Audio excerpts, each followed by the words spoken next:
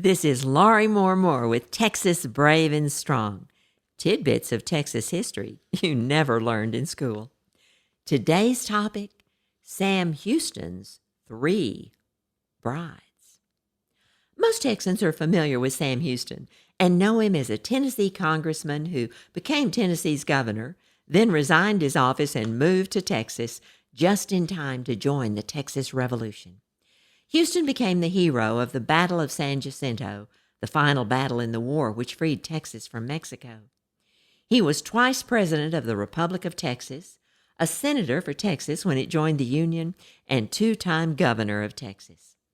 While this part of Houston's history is reasonably well known, many Texans don't know about Sam Houston's earlier life or about his 3 wives.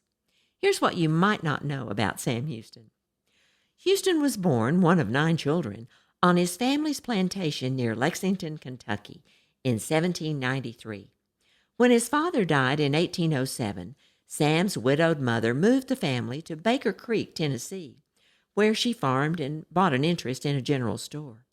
2 years later, at age 16, young Sam ran away from home to live with Chief Ulutika's large Cherokee tribe on Hiwassee Island, at the confluence of the Tennessee and Hiwassee rivers. Ulutika, known to white men as Chief Jolly, took a liking to the young man who had arrived on the island with his rifle and a copy of Homer's Iliad. The chief adopted Houston as his own son and named him the Raven.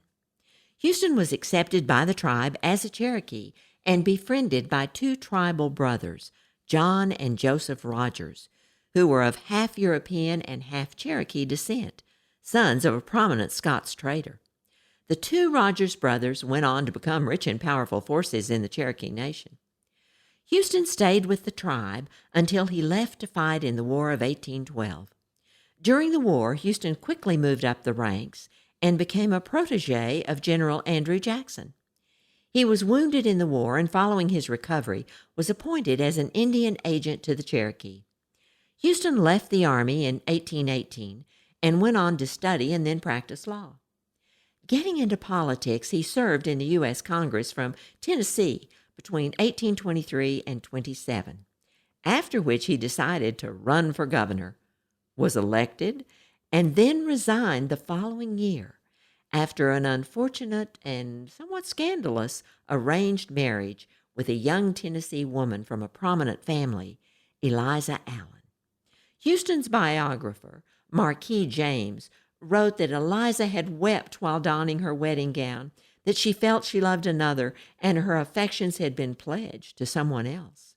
Eliza left Houston. He followed and asked her to return to Nashville with him. She refused. He and his bride of less than 3 months parted. The reasons for the breakup were never fully explained. This mystery continues to lead to speculation among historians today. Heartbroken, Houston returned to the Cherokee Nation. Tiana Rogers Gentry, the half-sister of Houston's friends, the Rogers brothers, had been only 10 years old when Houston had first arrived on Hiwassee Island. Now Tiana was a young widow. Others described her as tall, slender, and beautiful. Her first husband, David Gentry, had been a prosperous half-Cherokee blacksmith who was killed during a border skirmish with the Osage Indians. The Rogers family's Cherokee lineage was prestigious, and it was appropriate that the young widow marry a tribal chief's son. And so she did. Tiana and the Raven were married in a Cherokee ceremony, despite the fact that Houston's brief first marriage had not yet ended in divorce. The 2 established a large log cabin and trading post named Wigwam Neosho, near Fort Gibson, Oklahoma, in Indian Territory. The 2 established a large log cabin and trading post named Wigwam Neosho, near Fort Gibson in Indian Territory, today Oklahoma. In 1832, Houston made a business trip to New York and Washington, D.C. While there, anti-Jackson Congressman William Stanberry made a speech on the floor of Congress accusing Houston of misdeeds around the bidding for a supply contract for Indian removal. Irate, Houston wrote to Stanberry, who refused to answer Houston's letters. Houston confronted Stanberry on Pennsylvania Avenue, and a fight ensued. Houston beat Stanberry with a hickory cane, and Stanberry tried to shoot Houston, but the gun, pressed against Houston's chest, misfired. Congress arrested Houston, who engaged Francis Scott Key as his lawyer. The trial in the Capitol building was high profile, and the balcony was packed with curious citizens. Houston was so articulate in his own defense that although he was found guilty, his fine was a mere slap on the wrist. More than one rose was tossed at his feet by swooning ladies in the crowd. Newspaper coverage and word of mouth sent his visibility and reputation soaring, and soon he left for Texas after asking Tiana to come with him. She demurred, saying she wanted to stay at Wigwam, Neosho, their home and trading post. Some speculate that Houston left for Texas on a mission directed by his mentor, President Jackson, to encourage Texas to join the Union. Years after Houston's departure to Texas, Tiana married Sam McGrady, a whiskey runner between Fort Smith, Arkansas, and Fort Gibson, Oklahoma. Tiana Rogers Gentry Houston McGrady died of pneumonia in 1838 and was buried in Wilson Rock Cemetery, Indian Territory. In 1904, her grave was exhumed and her remains were laid to rest at Fort Gibson National Cemetery, in the circle around the flag among the graves of Army officers and their wives.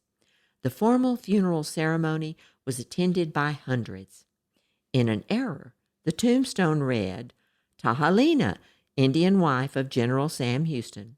Her name was later corrected. Sam Houston, the Raven, married again, but not until his Cherokee bride, Tiana, had died. In the summer of 1839, Houston made a horse-buying trip to Alabama, where he was introduced to Margaret Lee at a strawberry festival.